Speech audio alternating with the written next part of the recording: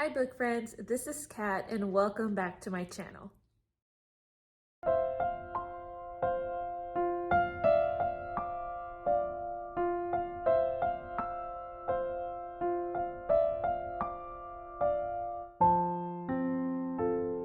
This video is my October wrap up. October was a great month. I had a lot of reads this month. In fact, I think I had a total of 11 books. Now, some of these books were on the shorter side, so let's just go ahead and jump in.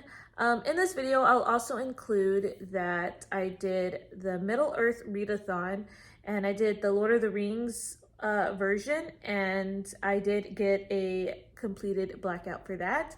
And then I did Journey Through the Bible, and I ended up just picking certain books to do for each row. I might have had a lot more to put on it. Anyways, let's go ahead and see what I'm going to start off with. And I'm going to start off with my DNF for the month. And so the book I did not finish is The Curse of Chalon by Louise McMaster Bujold. And this is a thick book. Essentially, I only got to 6 pages. Well, let me go ahead and read what this is about. So it says, on the eve of the Daughters' Day, the grand celebration that will honor the Lady of Spring, one of the 5 reigning deities, a man broken in body and spirit makes his way slowly down the road to Valinda. A former courtier and soldier, Kazaril has survived indignity and horrific torture as a slave aboard an enemy galley. Now he seeks nothing more than a menial job in the kitchens of the Dowager Provinciaria in the noble household where he served as page in his youth. But the gods have greater plans for this humbled man. Welcome, warmly clothed and fed, he is named, to his great surprise, secretary tutor to the Rosy Izel, the beautiful, strong-willed sister of the impetuous boy who is destined to be the next ruler of the land. But the assignment must ultimately carry Kazaril to the one place he fears even more than the sea, to the royal court of Cardagas, rife with intrigues and lethal treacheries. So I'm going to stop there. This was actually recommended to me by a friend. She knew that I liked Lord of the Rings, and so she said, if you're into kind of like the long series, kind of high fantasy and this different world, she recommended this, and I decided to go for it. But in page 6, I encountered a part of the story where it talked about Kazaril stumbling upon this dead person, and it described it could have been death magic, and it has like what's it called, like dead animals and candles in the house where he found the person, and he's repulsed by it. But I decided I wasn't going to read it, and it may not be a book for me. So anyways, that's why I DNF'd it. I don't like to read anything dealing with seances or stuff like that, or like detailed like that. So anyways, that one was off my list. And let's see. The next book I will talk about is a 3.5-star read, and I actually have 3.5-star reads. So the first one is going to be The Divine Proverb of Streusel by Sarah Brunsfold. I did tab it up, as you can see. I got tabs from like Dollar Tree, and I wanted to start tabbing my books as I read it. I was trying to really slow my reading down in October, which, I mean, I ended up reading a lot of books, but I wanted to practice like tabbing. So the dark purple is, what is the dark purple? It's been a while. Okay, so the dark purple is anything related to like faith, Christian faith, Proverbs, and the light purple is like one of my favorite quotes or what I liked what the person said. So this book is about a young girl named Nikki. And Nikki, at the very beginning of this book, discovers that her dad is getting remarried. He and her mother had split, but it seems that he was very hasty in marrying this other woman. And so she ends up fleeing to her grandmother's farm, and that's where her uncle is living. And she just kind of goes there because that's like her one safe place. And it just kind of talks about her being there, dealing with the news about her dad.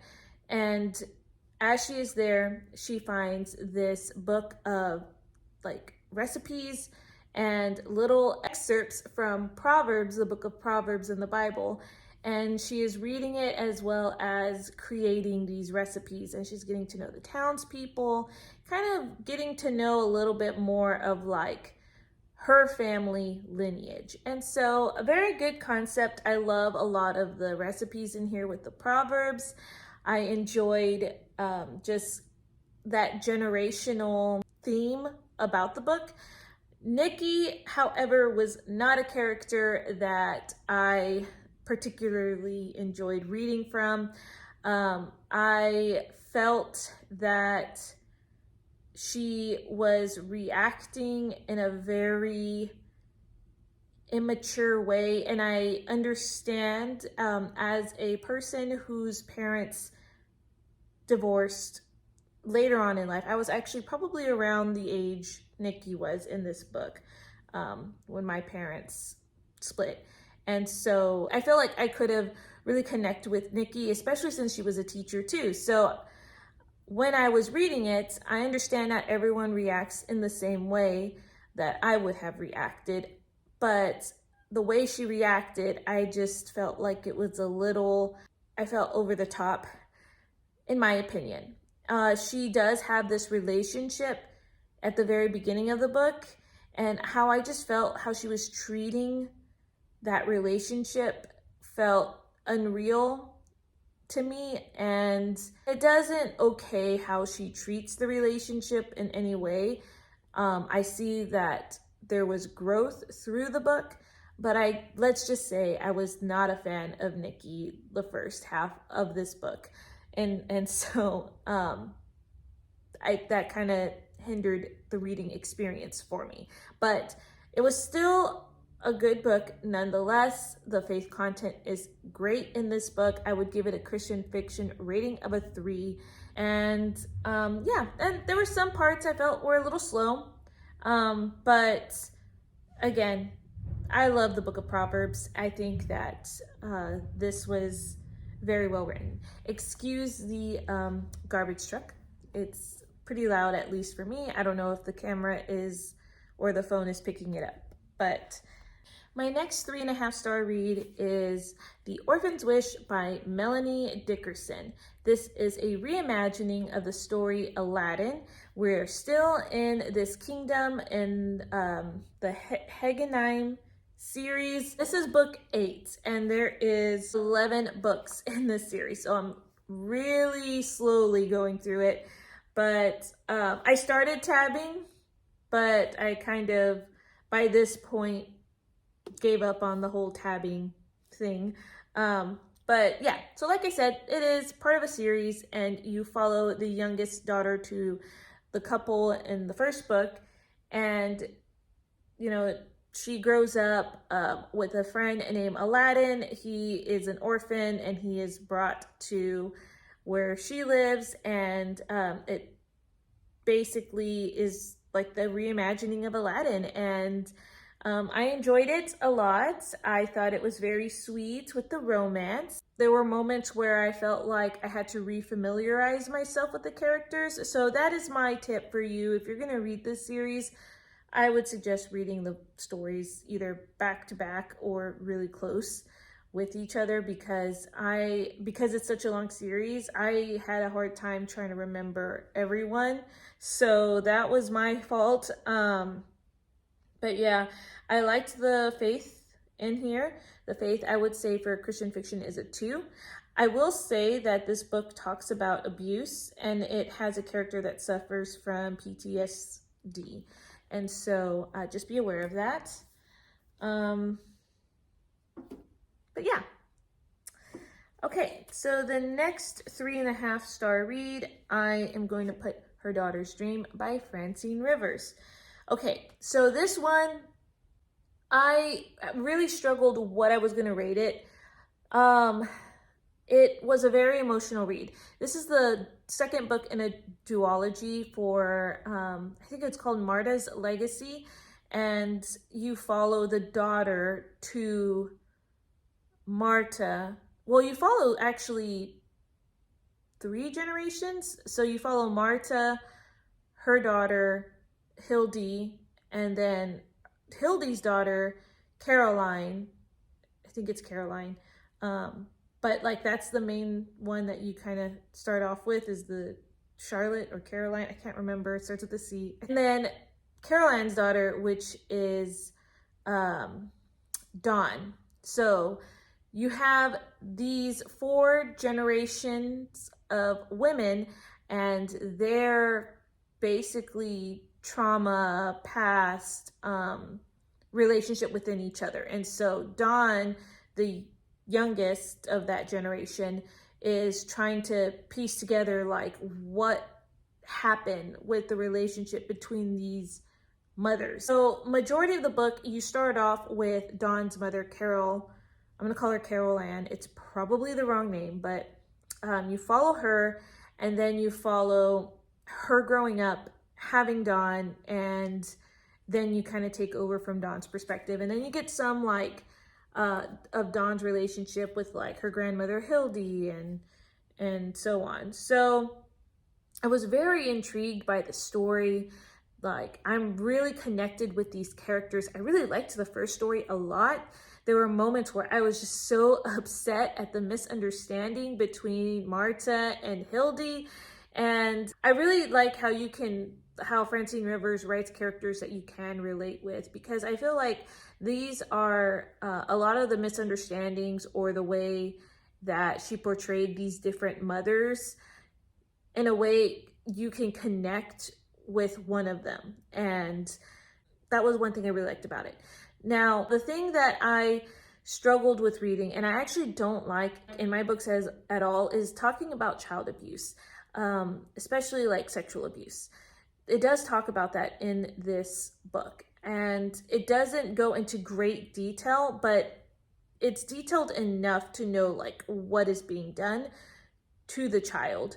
And I just felt so like upset. I was so mad, and I know like that's what the story's supposed to be. It's supposed to make it like that's not right and all that, and I get it, but I think that's the one thing that really bothers me in stories, and it's just hard for me to read. So I kind of sped through that section a bit, but yeah, I'm just letting you know that's in there.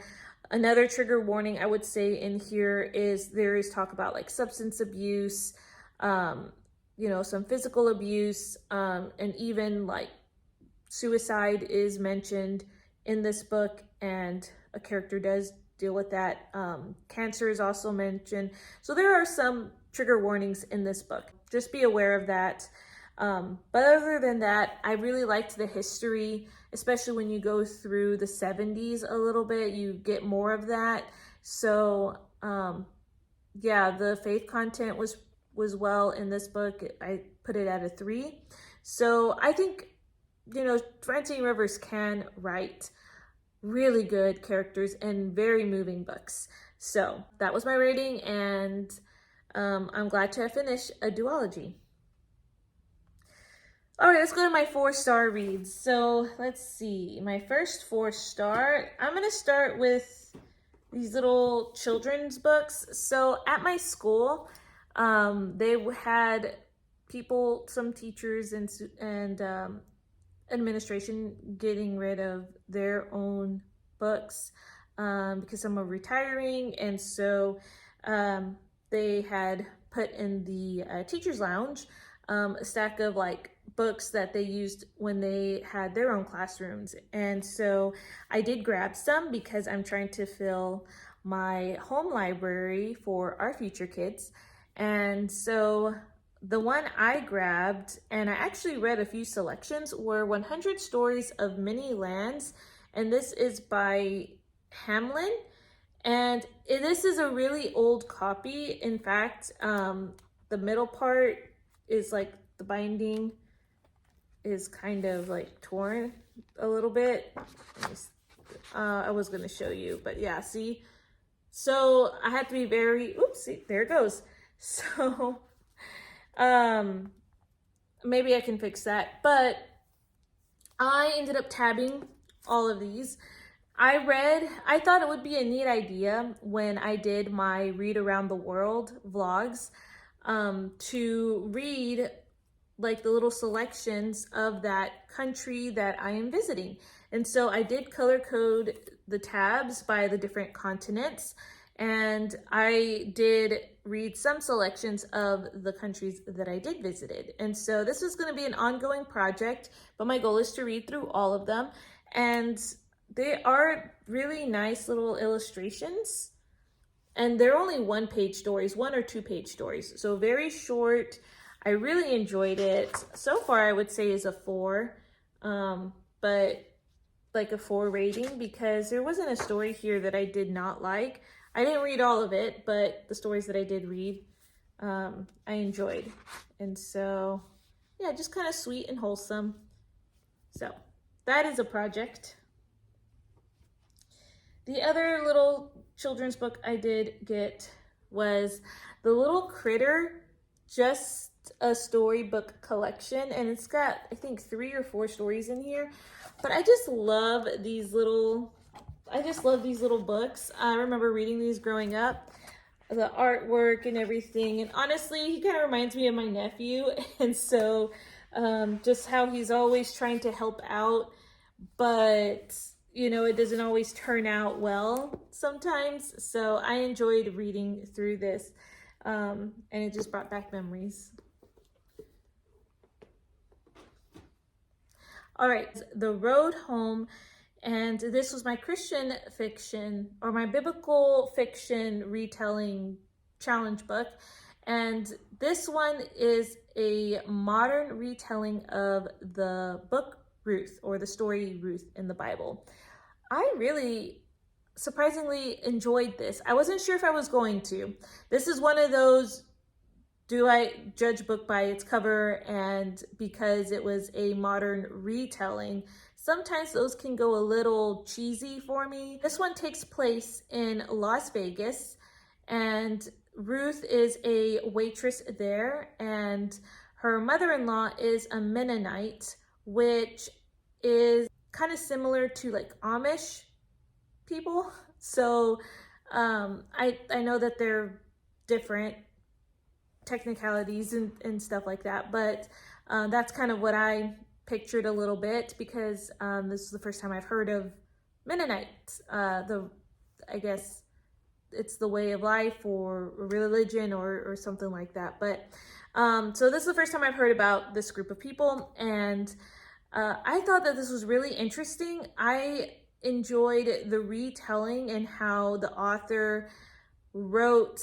this story. You'd still see like the sister-in-law, she has her own backstory, and then you have the way how like their husbands died was very interesting, and I gave it a 2.5 for the faith.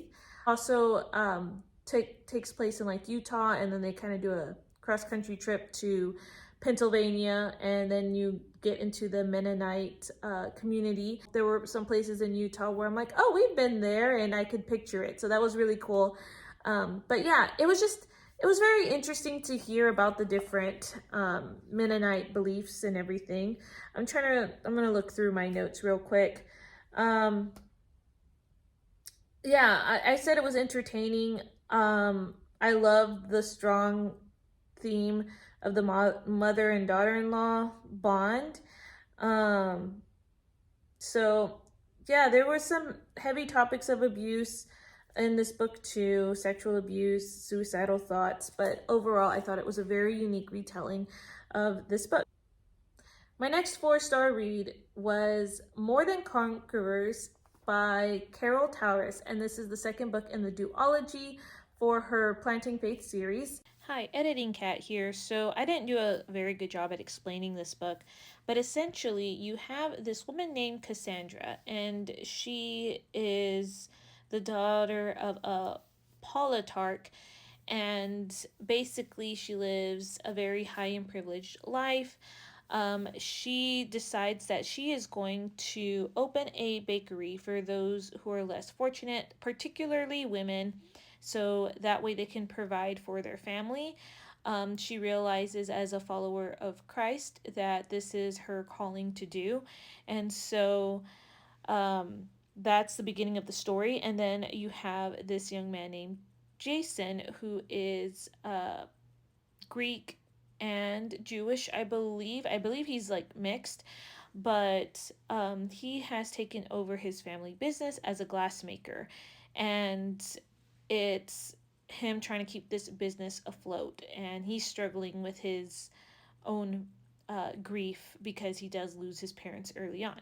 So that's like the basic of the book. I was very intrigued by the storyline, particularly with a lot of the Roman customs, especially when it talks about the women who couldn't hold down jobs or just provide for themselves without a male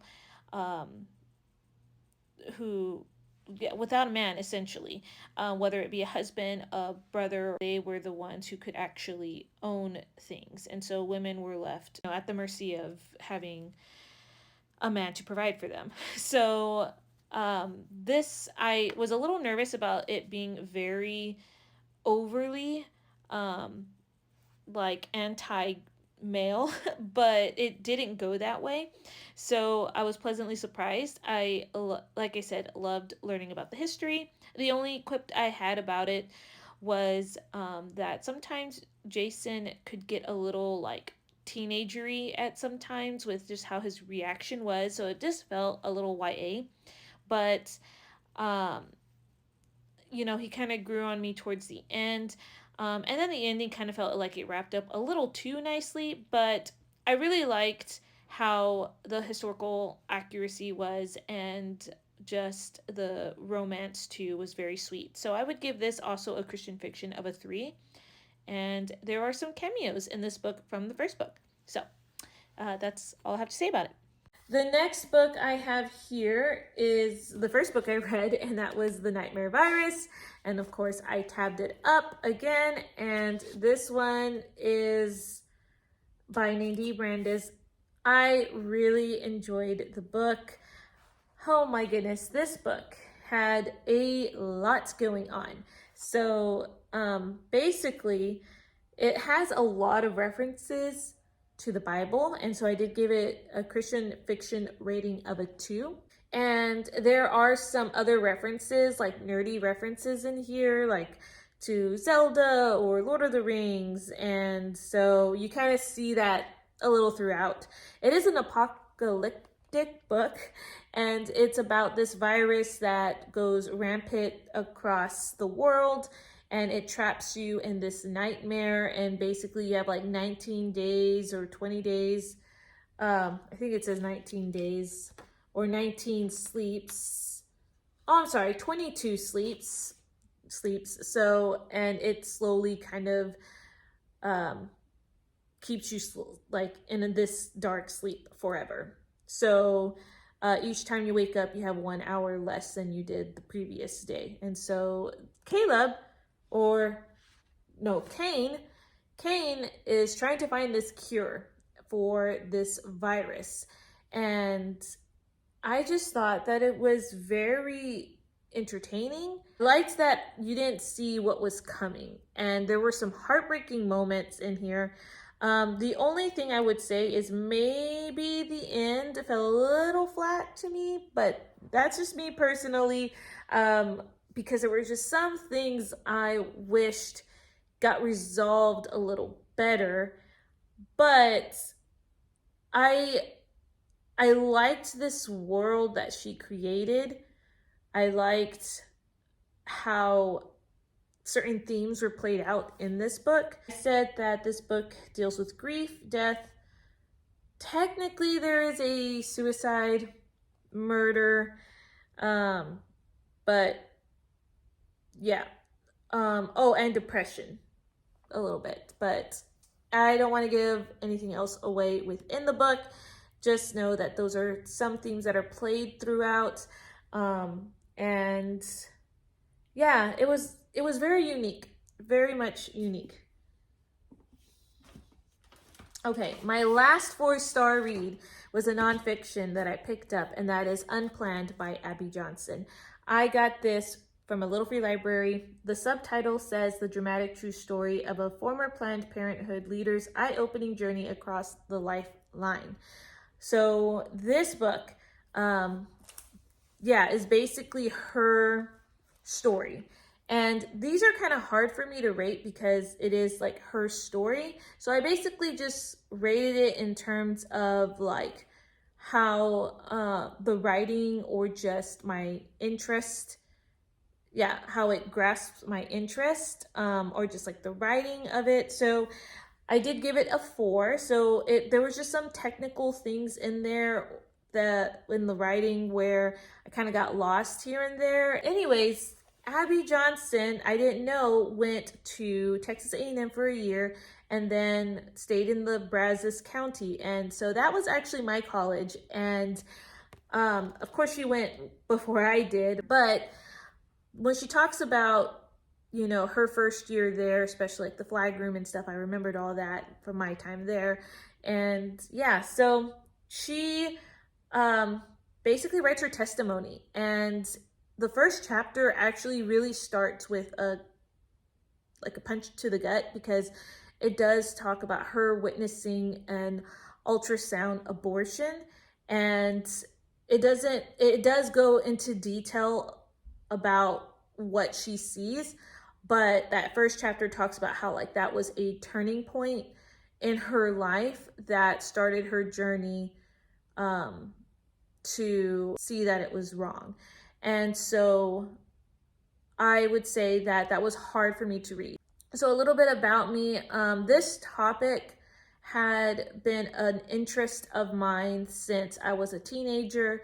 I had an influential person in my life who planted a seed of me looking more into that topic, because she was very much in a pro-life stance.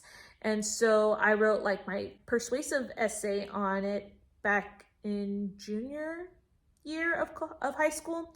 And it has just been a topic that I've just found myself like wanting to know, like, I'm wanting to read about. And, it's just, something that I really am passionate about.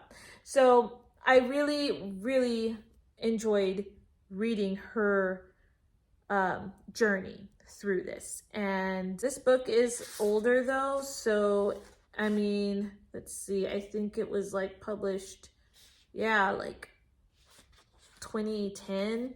So this book is quite older, and there are a lot of there has been a change in the Roe versus Wade. Not everything is quite up to date, but I enjoyed reading her journey. All right, my 4.5-star reads. So let's start with the last book I read this month, and that is Jo's Boys by Louisa May Alcott. I really enjoyed the Little Women series. I'm glad that I finished this book. This book was just so wholesome, very just very charming, wholesome. I loved it. I could see myself in Jo in this book. She is a teacher, mentor, person, and you just see how she interacts with her first group of kids that she took on in this school, and how they're grown up, and young adults, and there's some romances, and it was just very sweet, and I really liked it. I would say that there are some Christian themes within this book, but it's not Christian based, but you definitely can see some themes in here. I would say the rating is a 2 for that. And maybe not all the characters' endings I enjoyed, but I did enjoy my time, so. And then my favorite book of the month, which is also a 4.5-star read, is Wish Tree by Katherine Applegate, and I love her writing. I think she's a great middle grade author. I love her free verse books, like, a lot. This one's not free verse. This one talks about a tree who is, I think, 300 years old, 350 or 250, but this tree lives in this neighborhood, and basically people come to the tree on May Day, and they will write wishes on ribbons or on paper and stick it on her, or stick it on the tree, and it kind of just talks about what the tree has seen through the lifetime it has been growing. And you meet like little animal characters, and they're really funny. I love how the author named certain animals because I thought it was very clever. And yeah, it was sweet, wholesome. I enjoyed it, and you get to learn a lot more about trees too. So if you're looking for a book with the main character not being a human, this one is definitely the book I would suggest, because yeah, you're kind of going through the eyes of the tree. So that is my wrap up. I kind of went a lot longer on certain books than others. Let me go quickly through what I read for the readathons. So let's start with the Lord of the Rings one. I did get a blackout on the card, and so I doubled up on a lot of these prompts. So the Fellowship Found Family, I picked the Nightmare Virus because that was very much there was very much a theme of found family there. I also used that for A Dangerous Trial for the One Ring, because there's definitely some trials in this book that are dangerous. I also used it for Merry and Pippin, comedic elements, because it was pretty funny, some moments, some of the banter within the book. Mines of Moria, a dark and dreary place. Definitely that nightmare was very, especially the beginning parts of the nightmare was very dark and dreary. And then I used it for my free space for Lothlorien. Then I used More Than Conquerors for Second Breakfast, a sequel, and Gimli and Legolas, unlikely duo, because she is a Gentile and Jason, the main character male, is Jewish. So them being together was an unlikely duo. Then I used the Divine Proverb Abstrusal for Faramir and Boromir, and that is for sibling loyalty, because there are two sisters, or Nikki and her sister definitely have some loyalty within the book. Then the last one was Aragorn and Arwen, a love story, and I'm doing The Orphan's Wish because it was a very sweet love story. For Journey Through the Bible, I used the Nightmare Virus for the Jordan River, crossing two genres, so sci-fi, fantasy, or was it? Yeah, I think it was like sci-fi, fantasy, dystopian. I used it for that. What Are You Hunting For? I used More Than Conquerors for the Ark of the Covenant for favorite genre because it is biblical fiction. Who Are You Going to Meet? I used the 100 Stories of Many Lands because there's a horse on it, and that was for pilot mode of transportation on the cover, so a horse would be counted for that. What do you encounter? I use The Orphan's Wish for the water pit, for water on the cover. And then How Do You Escape? Rope Ladder, highest rated book on my TBR, which was More Than Conquerors. That was my highest rated book. So, all right, that was a speed through the readathons. And so I hope that you enjoyed this video and got to know a little bit more about the books that I've read. And yeah, did you agree with some of these ratings? Did you not? Were there some books that maybe you're interested in? I would love to chat down in the comments below. I hope you guys have a great rest of your day, and I will see you in another video. Bye guys.